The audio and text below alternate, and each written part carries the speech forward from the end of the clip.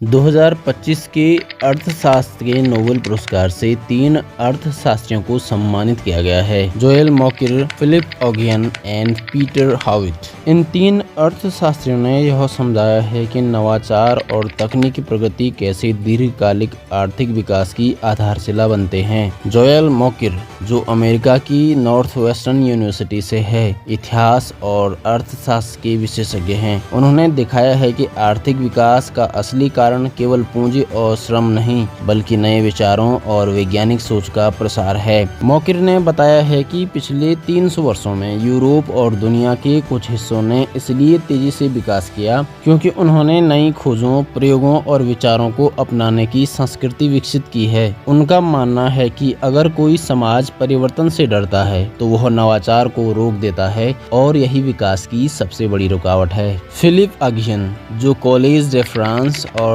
Institute Paris से है, और पीटर हॉविट, ब्राउन यूनिवर्सिटी अमेरिका से है। इन्होंने 1992 में क्रिएटिव एंड डिस्ट्रक्शन थ्योरी यानी रचनात्मक विकास का सिद्धांत पेश किया। इस सिद्धांत के अनुसार जब कोई नई तकनीकी या विचार सामने आता है तो वह पुरानी तकनीकी को पीछे छोड़ देता है। कभी कभी इससे कुछ उद्योग बंद हो जाते हैं, पर यही प्रक्रिया नई नौकरियों और नए क्षेत्रों को जन्म देती है।